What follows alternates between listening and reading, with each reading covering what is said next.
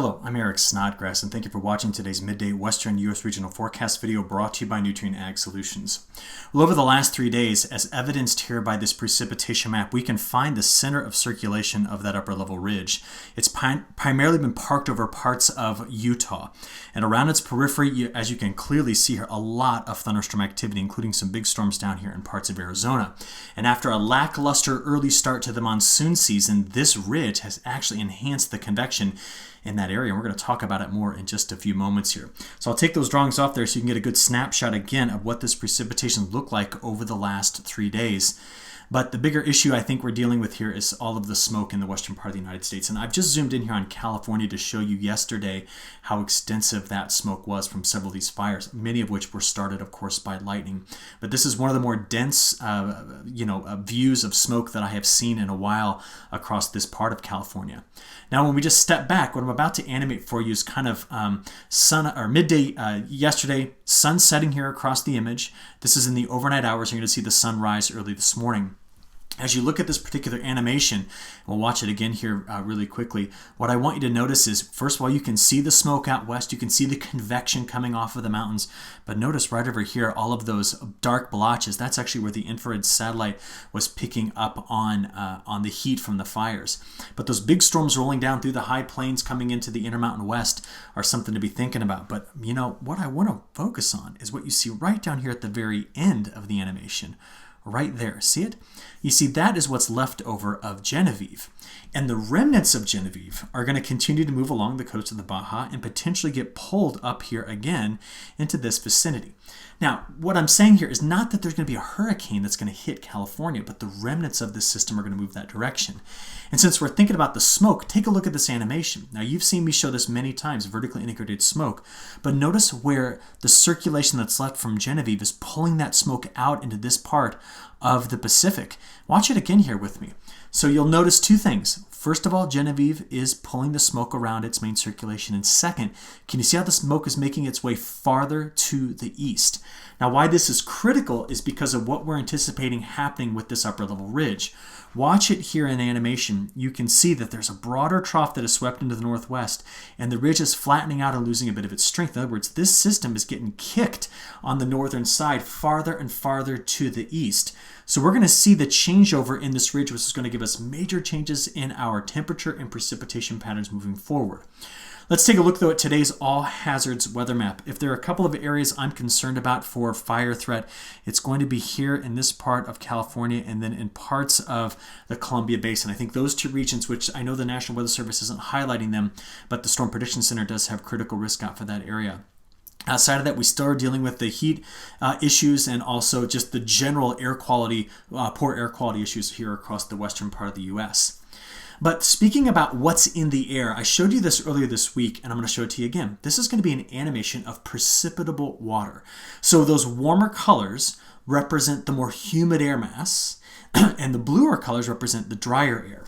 Now, as I play this forward, what you're going to notice is a few things. The trough comes into the northwest, see it? Then Genevieve brings the moisture up into California. Then it gets pulled in. But can you notice now, I know the end of this plays faster because it's a bigger time step there. But by the end, everything moves. It gets out of its own way. It doesn't get stuck in any sort of permanent fashion. But what I want to illustrate for you, though, is come back here. There's quite a bit of moisture, once again, that's coming in to California from this tropical system. So the continuation of what we discussed about on Tuesday with those warmer overnight lows because of higher humidity is certainly going to be a situation we're going to have to continue to watch as we get into next week. Okay, what about the next total week's worth of precipitation? Well, as the troughs come into the northwest, we can see that it's really going to be only on the windward side of the Cascades where we possibly get the better precipitation. Columbia Basin looks dry, as does the Snake River Valley. But I want you to remember, we'll still continue to see storms in this area. Meanwhile, curling around the back side of it here, Arizona, okay, after what started off to be, like I said, a very slow beginning to the monsoon season, take a look at this next animation here, okay? What you're going to watch here is lightning flash rate. And as you watch this, what you're going to see is, as I play every 6 hours, look at the south side of that ridge popping those storms in Arizona, New Mexico, the Four Corner states throughout much of the next week, which means I expect to still see a lot of thunderstorm activity induced with flow over the mountains as we progress forward. So this overall for Arizona means we're going to continue to see a lot like we saw at the beginning of this presentation with that precipitation map. But let's talk now about where things are going in the longer term. Day 10 from the GFS, day 10 from the European. Very good agreement. There's a ridge here in both models. Trough along the west coast in both models. The European is a bit more progressive, in other words, moving the pattern quicker. Can you see how there's a difference in the trough axes there, with the European having it farther to the east? Now, why I'm honing in on that is through day 10, our models are in very good agreement. Look at the upstream flow as well, the ridge over the Great Lakes, and then the trough that's in the northeastern part of the United States. But look out here at day 15. Day 15, what we see is the GFS lingers a broader trough in the west. What do I want you to see? Well, there's no longer a giant ridge here, at least. There's a broad trough. Where does the ridge go? It gets really flattened out here across the southern U.S. Now, what does the European do? More progressive pattern brings the trough through, and follow the height lines with me. You can already start to rebuild the ridge that's going to come up the west coast of the United States.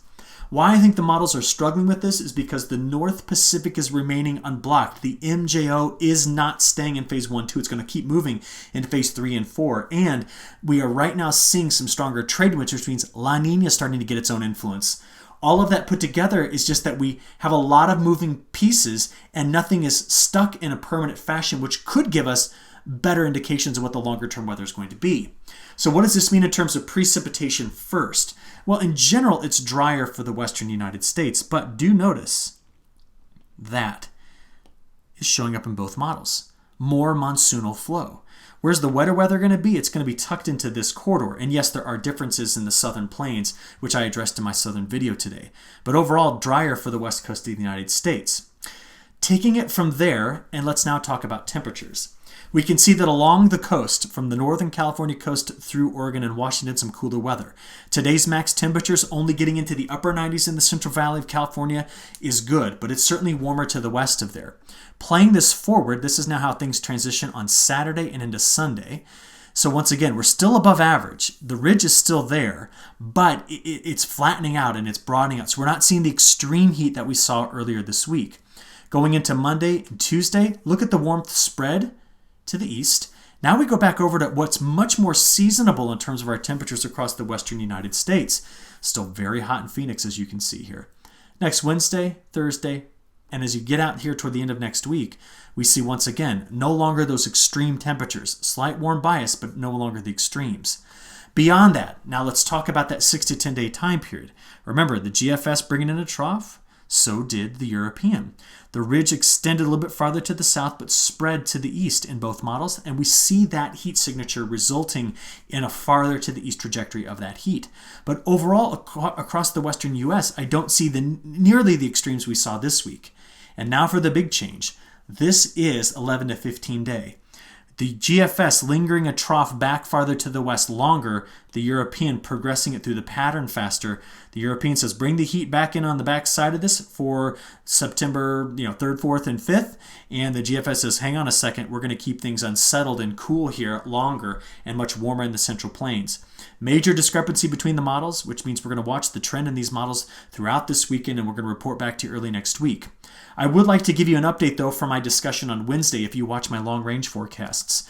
Take a look at the new European weeklies. Now remember, we get new CFS V2 forecasts every day, but we only get long range European outlooks on Monday night and on Thursday night. So here's the new outlook. And I've labeled several things across the country here, but I want you to see what they're finally in agreement with, and that is the cooler weather in the midsection of the country. That would mean that as we go into the beginning of September, the first full week, well, not even that, September 4th through the 10th, there are better chances of us continuing to see above average temperatures for the West. and that seems to last into mid-September at this point. So how extreme will it be? We cannot tell at this point. It's just the model favoring more ridging coming out of the Gulf of Alaska at times. So that's what I'll be watching and researching this weekend, and report back to you next week to see how the middle of September shapes up. But I hope you had a good week this week. I know it was hot early and there's quite a bit of smoke to be dealing with, but at least I can tell you that there is change coming in this forecast, and it can't get here soon enough. That is for certain. So I'll leave you there. I hope you have a great weekend, and we'll talk to you again next week. Thank you.